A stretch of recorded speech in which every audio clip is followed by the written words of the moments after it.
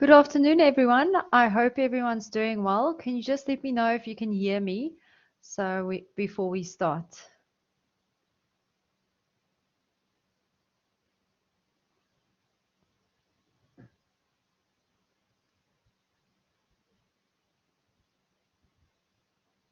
Can you just indicate in the chat function if you can hear me?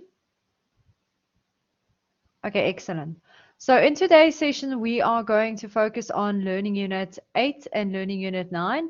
So we're going to do a brief overview of the two learning units, and then we're going to do a question which deals specifically with that learning unit to then apply the theoretical aspects in a more practical way. If you've got any questions, please raise your hand and just ask me, or type your question in the chat function and I'll deal with it as we go along. If there's anything that's unclear or you want me to repeat, please let me know as well. So for our salaries and wages, the reason there is a specific learning unit for that is because of the fact that it makes up quite a big chunk of most businesses' expenditure. Now, the remuneration part, or the big salaries that you will see in a company's financial statements, can be broken up in the following components. So you've got your remuneration can be broken up in a basic salary and wage. You've got your overtime, your bonuses, so that can be annual or performance bonuses. So annual bonuses is basically a 13th check, whereas a performance bonus, you need to meet certain criteria before they will give you a bonus for the year. So that's generally more target specific than just getting an annual bonus. Then a lot of companies also provide pension fund or retirement annuity funds to their employees, or medical aid, and some entities also provide a travel or car allowance to their employees, or housing allowance. So those are different components which can make up your remuneration. And this also makes up your gross salary when we get to the salary journals. Now, when we talk about gross earnings, we need to be very specific about what is the difference between a gross earning and a taxable earning for our questions. Now, let's quickly just recap those concepts. So gross earnings is basically your total cost to the company. So it's what the company pays you before any deductions.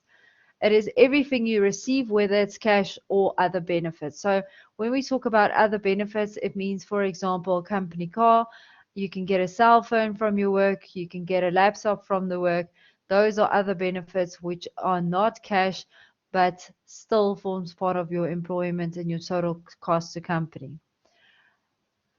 What is very important to note is your gross earnings is not exactly what your employee puts in their pocket at the end of the day. This is what they earn prior to deductions, whereas what they put in their pocket is net salary. So that is after we've taken off the relevant deductions.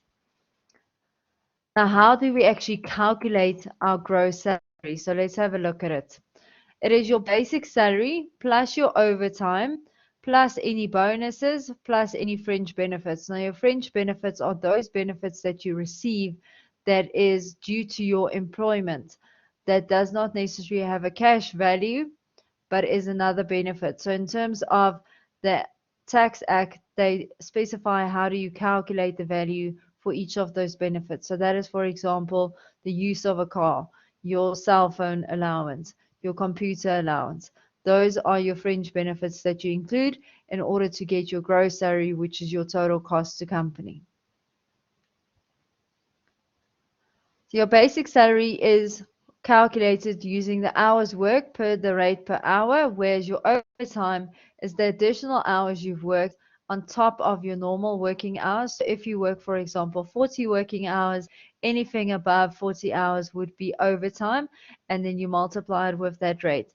Now that rate of the overtime is generally 1.5 times your normal basic salaries rate. Unless it is a public holiday or a Sunday, then it is 2 times the normal rate.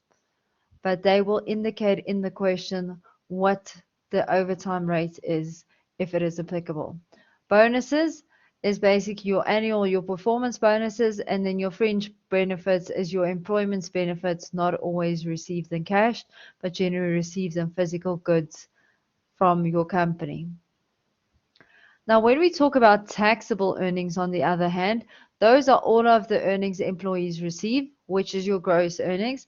But then we deduct allowable tax deductions, and that is your pension fund deduction, which you can deduct, as well as certain donations, a specific percentage. But in your curriculum, it will only refer to the pension fund or retirement annuity fund deductions. And that is what is taxed by SARS to work out your pay as you earn at the end of the day, your employee's tax. Again, that is what your employer needs to pay over to SARS on your behalf before they pay out your salary, which is then your net salary. Now, deductions can be split into two components. It can be split into statutory or voluntary deductions. Statutory can also be named compulsory deductions. Now, statutory deductions is, for example, your UIF, which is 1% from the employer and 1% from the employee goes into the fund. So what is very important to note here is the fact that if we take the employer and the employees together, it is actually 2% that is paid over to SARS and not only 1%. So 1% comes from the employee, 1% comes from the employer. SDL, your employer pays for it, but it's only 1%, and that is based on your SDL remuneration.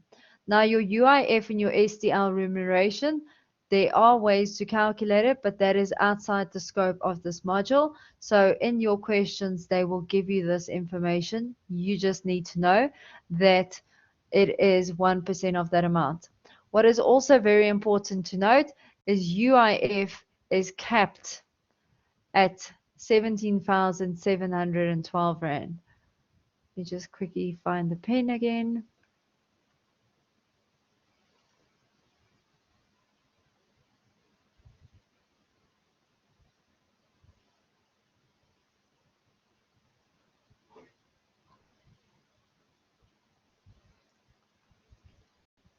Sorry. Okay, so I can't find the pen at the moment, so just make a note on your sides that UIF is 17,712 Rand. So it's limited to that amount. If you earn more than that during a month, it will be capped at that value. So the UIF that you would pay would only be 172 Rand. No, 177 Rand will be paid over in UIF based on the limitation. Okay, so that's very important to note. They do ask it in the test. They will give you an item that would exceed that value, where the gross salary will exceed that, and then you cap it at 17,712 Rand. Okay, your UIF remuneration, and that means only 177 Rand UIF will be deducted from that employee. Pay as you earn, that is the tax that we calculate in terms of the Income Tax Act. This will be given to you specifically. You do not need to know how to calculate it. Voluntary deductions, on the other hand, is your retirement funds, your pension fund, your provident funds. And this can be both paid either by your employee or your employer, depending on the information.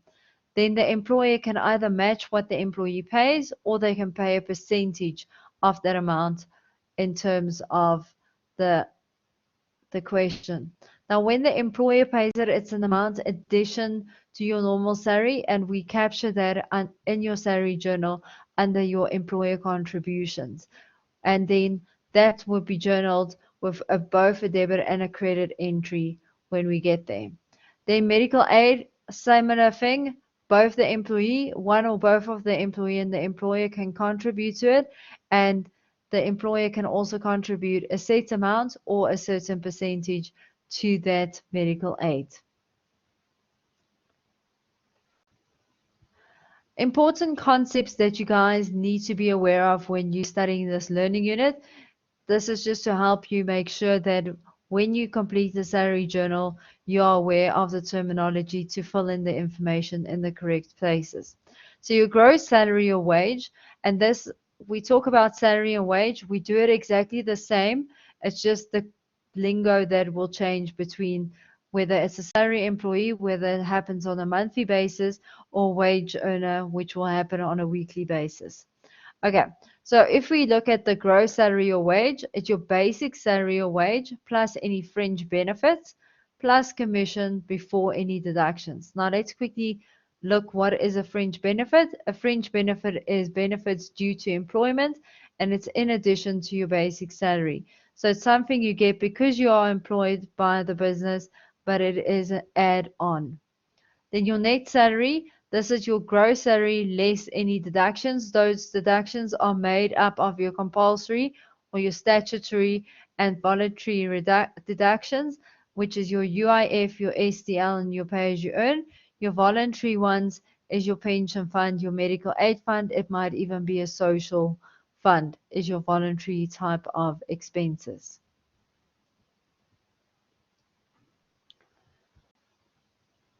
Okay, for the SDL, for the deductions, your pay as you earn, you don't have to work it out. You only have to book it into your salary journal, your SJ. Your SDL, you have to calculate it 1% of the figure that they've given you, the SDL remuneration, and only the employer contributes towards SDL. Whereas UIF, you calculated 1% of your UIF remuneration, which will be given to you, and both the employer and the employee contributes. Okay, so that's where the 2% comes in. And remember, the UIF remuneration is limited to the 17,712,000. That is the capped amount. And who needs to pay UIF? Only staff that works more than 24 hours per month have to contribute. And the maximum figure that the 1% can be worked out from is the 17,712, and that is called your UIF funding salary. Okay, so it is to fund if you are unemployed or unable to work because of personal commitments, so whether maternity, adoption, or death, then you are able to claim this UIF remuneration. Other deductions, your pension fund or your medical aid fund is normally and same sometimes club subscriptions is at the given percentage, and the employer and or the employee can contribute to this.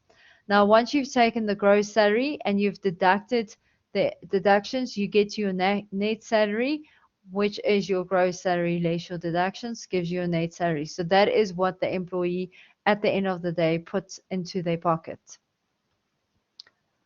Let's quickly look at the main structure of how you split the question. So the salary journal is basically split into specific components. The first component is where you deal with the employee, where you capture what they earn, their gross salary, what certain deductions they have to pay on the employer has to pay on behalf of the employee to get your net salary. So that is the employee component in your salary journal. Then you capture your employer contributions. So whatever the employer contributes on top of your normal salary from their own money to certain funds. So that is the ACL, the UIF, as well as any pension or medical aid fund contributions. Then once I've captured the first two, okay, so number 1 and 2 is information. Then I have to capture the payment in my cash book payments journal and then transfer those payments to my general ledger. So we do the actual payment is the net salary that will be paid, as well as the funds from the employer is what gets paid over. Okay, in physical cash.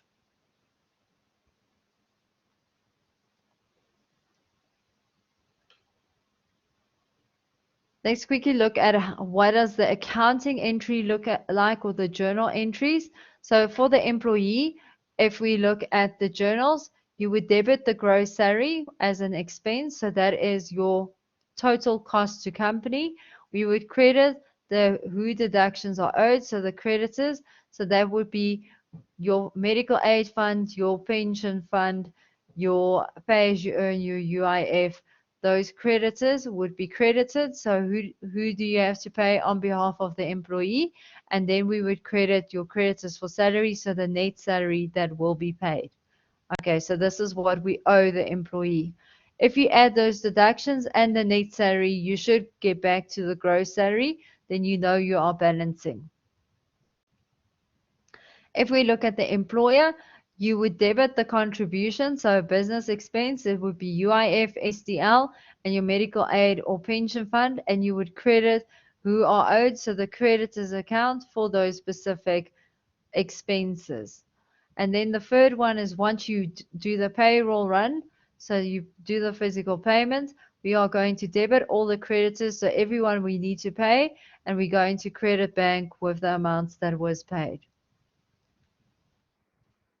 Okay, before we work through a question, do you guys have any questions on salaries and wages?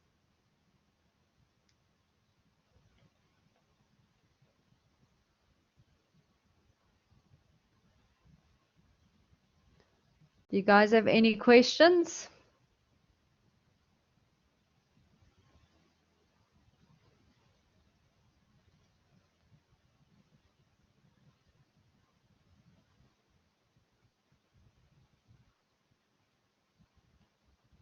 Do you guys have any questions for me? Okay.